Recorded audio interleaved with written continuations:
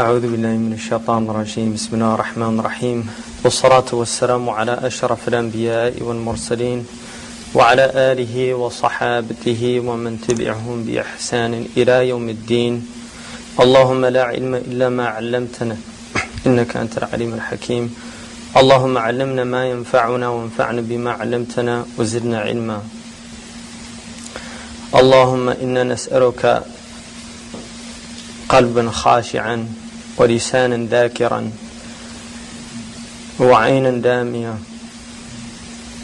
وعلما نافعا ورزقا واسعا ولا حول ولا قوة إلا بالله العلي العظيم. اللهم إني أبرئ إليك حولي وقوتي يا أرحم الراحمين. The topic that I was given is about the heart, the human heart. And it's a topic that's fascinated me for a long time. Not only the spiritual heart, but also the physical heart. And I was actually on a cardiac unit for several years. And spent a lot of time with people that had had heart attacks. In fact, I took care of a lot of people with heart attacks, and I saw people die from heart attacks in front of me.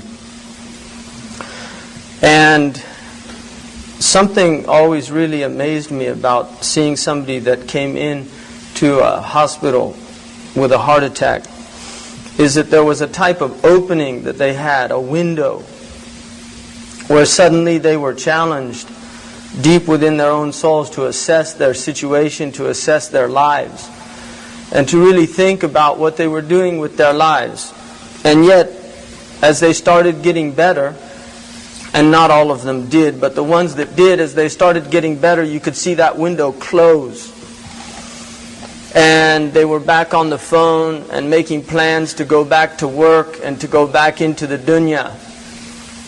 And really forgot what had happened to them. And then you would have these physicians that would come in and tell them how their cardiac enzymes were down and looking good, and it was a mild heart attack and really nothing to worry about.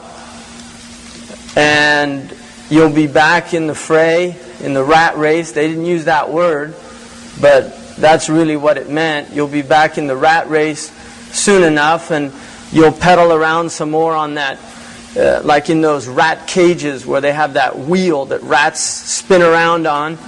You're not really going anywhere.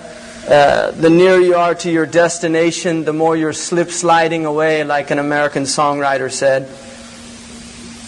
And before long, they were gone. And who knows, maybe a lot of them have died already. And maybe some of them are still ticking. But we know that the heart is the most extraordinary organ in the entire body. We know, for instance, now that the heart is pulsating at about 40 million times a year. In the human lifespan, your heart will pulsate about 3 billion times. It takes about 40 gallons of blood an hour.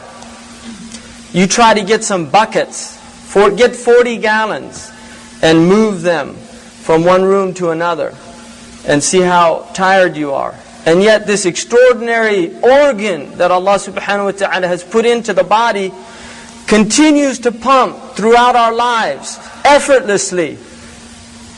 Not asking us for anything, not even asking us to tell it to pump for us. And even more unusual about the heart is now we know that the heart is actually, not only is it self-regulating, it begins beating before there's a central nervous system. Who made the heart beat before there was a central nervous system? Who made the heart beat? The one that created the heart made it beat and sustains its beat, and then one day it stops beating. And this form in time suddenly leaves and goes to another realm. And during our life, Allah subhanahu wa ta'ala has challenged us. He called the heart qalb, and I say He called because I believe, like many of the scholars, although there's difference of opinion about it, that the Arabic language is tawqifiyah, that it was made by Allah subhanahu wa ta'ala for the Qur'an, that it's a language, like one Orientalist said, this is the most artificial language in existence. In other words, it's very clear that it wasn't a conventional language like English. English is really a Creole that resulted from pidgin languages. Pidgin languages are when people from different original languages come together and they try to communicate with each other. So like a West African came to when they were brought here from West Africa during the period of slavery in this country, illegally brought against international law at that time, which was the law of the Muslims, because they were the international community. Now it's the Anglo-American alliance. When they say international community, read English and Americans. Because it should be two nations community. That's what they should call it.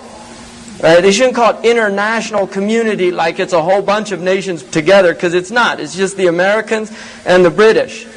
And really they're one people, the Anglo-Saxons. And all the other white people they're not really part of the Anglo-Saxon. They're not even accepted by them. In this country, they used to have a word, they use wasp. I think that's one of the few words that's still not in the politically correct prohibited dictionary. There's a whole bunch of words that are prohibited. You could still say wasp, right? Because there's a lot of people that have been victims of the wasp sting. And so they're not reluctant to put that in that dictionary. But the wasp is a white Anglo-Saxon Protestant. And these were the people that came to this country from England. In fact, they were really like Khawarij in the Islamic history. Because the Khawarij were people, they didn't like the rulers, so they just broke off and did their own thing. And that's what the Americans did, ultimately. And then they split, come together again. And they're ruling the world, and they're not doing a very good job of it. And in fact, it's really from the absence of the Muslims from the quote-unquote international community. But anyway, at that time it was illegal. And in fact, it was actually illegal. International slave trade was outlawed in the 1820s. A lot of people don't know that, but it continued by American slavers illegally, even by their own laws. So they were actually bringing people over from West Africa illegally by their own laws for several decades, until it was finally stopped. Really, it's going to go into the 1880s, because they were bringing slaves to the Caribbean area and also to South America. But when the slaves came over, like the West Africans in Gambia, Senegal, or Senegambia, they say woke. Woke means okay. And a lot of people don't know that. You see, it's the most American word there is, and it's actually a word from West Africa. You tell the white supremacists that, and they'll stop using it, probably. Right? You're speaking West African dialect when you say, well, okay. So they tell the West African, go bring those, put those over there, and he'd say, well, okay. And that's how he would respond. And then they would say that to them then. They understood that means okay. They'd say okay. And that became part of the language. So English is a language that really resulted in a lot of different peoples coming together. And then their children, from a pidgin language, the children will create a Creole language. And so all of the languages that we speak today in the world are actually Creole languages. In fact, Urdu is a Creole language, right? Urdu is mixed up of Sindhi and Persian and Arabic, right? Like in Urdu they say, "Ke ya musibat hai." What a musiba, and a musiba is an Arabic word. Where'd they get that word from? Right? Where'd they got it from the Arabs. And they added to it their own things. Right? This is what they say. Or they say, like I would say, Urdu nahi ma'loom hai.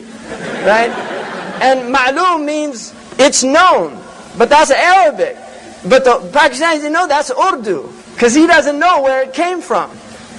Right? And then when he starts learning Arabic, he says, hey, that's from Urdu. Right?